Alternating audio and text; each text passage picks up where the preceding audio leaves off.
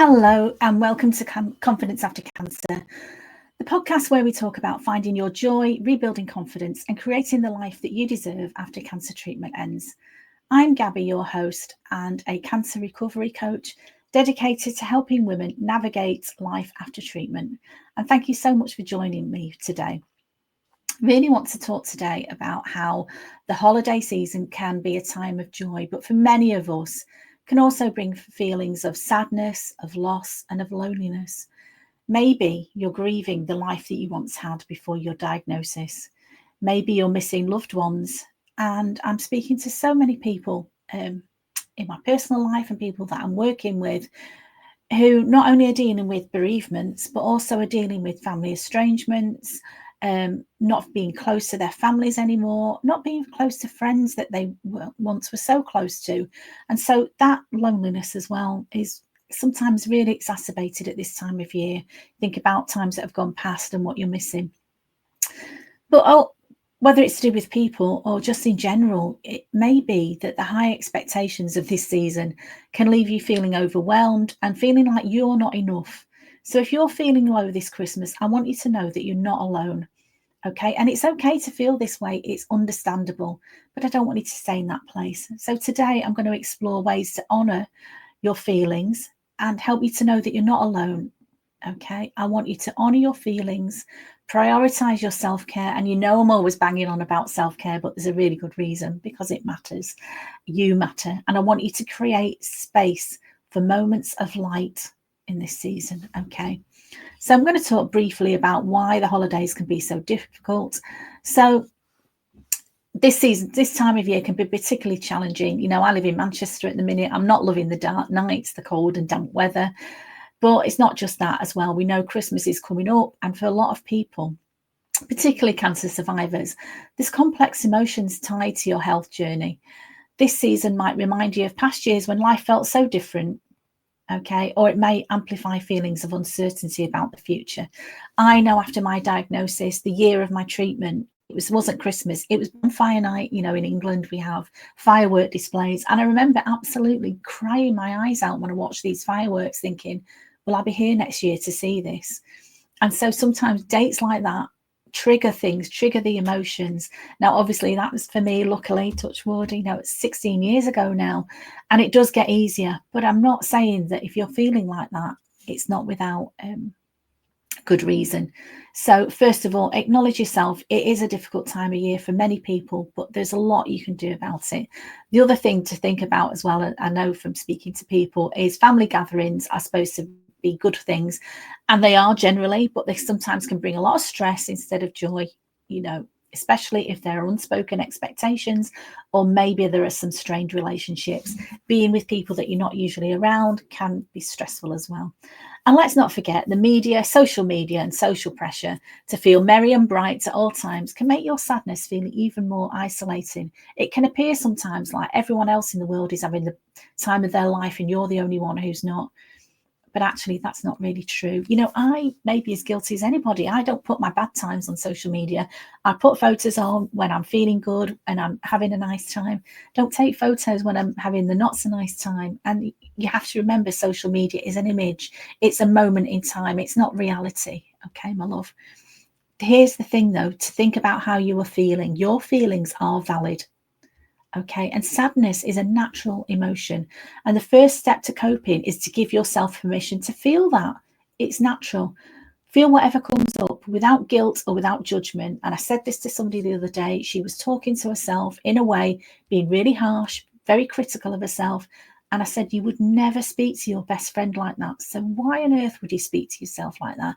Tell that little monkey mind, that chattering monkey mind that we all have, it needs to become your best friend, not your worst critic. Okay, world's full of critics. You don't need another one. So I'm going to give you now some practical strategies for coping with sadness. So what can we do? First of all, I would suggest to you, this might sound a bit strange, but name your feelings. So take a minute to just pause and think about, what are you feeling? Okay, are you grieving a loss? Are you feeling anxious? Are you feeling lonely? Giving that emotion a name can help you to process it and understand what you need to move forward. Okay. The second thing I'd suggest to you is to set realistic expectations. The perfect Christmas is a myth. You know, it only really happens in films. And even in films, there's ups and downs. You know, so just release the pressure to meet unrealistic expectations. Ask yourself what truly matters in this season and focus on what feels meaningful and just let go of the rest. I know, you know, yeah, I've put a lot of effort some years into creating a wonderful Christmas, but the best times I've had over the time that we've had in between Christmas and New Year has been sat round a table just playing silly card games with friends and family, laughing at silly things and just singing to really silly songs on I was going to say on the radio, but nowadays it's probably on Spotify. But laughing with people, connecting with people is what truly matters to me. So, you know, perfect dinner is lovely, but if your dinner's not so perfect, if the day doesn't go how you've planned, it's really not the end of the world. Okay, so setting realistic expectations, be kind to yourself. The third thing I'd give you as a strategy is to create some new traditions. And I know, you know, I'm dealing with somebody at the minute who's going through a really painful breakup with a partner, and she's thinking back about, oh, we used to do this and we used to do that. But okay, if old traditions feel too painful, start some new ones. Okay, think about what you could do to start some new traditions at this time of year. Maybe it's a quiet walk on Christmas morning, maybe it's volunteering, yeah, helping other people who are less fortunate than yourself, or creating a gratitude jar. I did this for many years, just writing down on a little slip of paper all the things that you're grateful for and pop it in that jar. And when you're feeling low, sometimes it helps you to get those little notes that you've written down and get them out and remember how lucky we are. You know, if you're listening to this, you're probably one of the most fortunate people in the world. You've got a smartphone, or you've got a laptop, you've got the internet, hopefully you've got a roof over your head, you've got food in your fridge. You know, a lot of people around the world, think about that, don't have these. We are very, very fortunate in our country. And if you're listening to this, most of us have got so much to be grateful for. So just and I'm not saying your feelings aren't valid. I'm saying think about all the things you've got to be grateful for. The next strategy I would give you is thinking about connecting in meaningful ways. Okay, connecting with somebody. Reach out to somebody that you trust. That could be a friend, a family member, or even an online support group can be a source of comfort. Okay, if you're not up for socializing, that's okay. Consider writing letters or journaling. And I'm going to be talking about journaling in my next podcast because I've got an end of year journaling exercise I'd really like to do with you, because I really resisted journaling for a long time. When I was going through my treatment, my good friend Jackie sent me a journal and a nice pen because I think she'd read somewhere that journaling was good. And for a long time, I couldn't even look at this book, this journal. It was a beautiful book, journal that she bought me. I was scared of my feelings. I was scared. They were so dark at that time. But now, you know, I hope I'm in a better place now. I still have my ups and downs. My life isn't perfect. I'm not saying that. But journaling can be so therapeutic, and it's a great way to connect with your feelings and process them. So in my next podcast episode, I'm going to talk you through a journaling prompt, if you like. I'm never here to tell you what to do. I'm here to suggest things that might help you. So I've got some journaling prompts that might help you to process your feelings. Sometimes just a stream of consciousness, getting it out on paper can really be helpful. The other thing I was just going to mention is connecting with people. Writing letters is a bit of a dead art now. We all have texts and WhatsApp messages and goodness knows what, emails.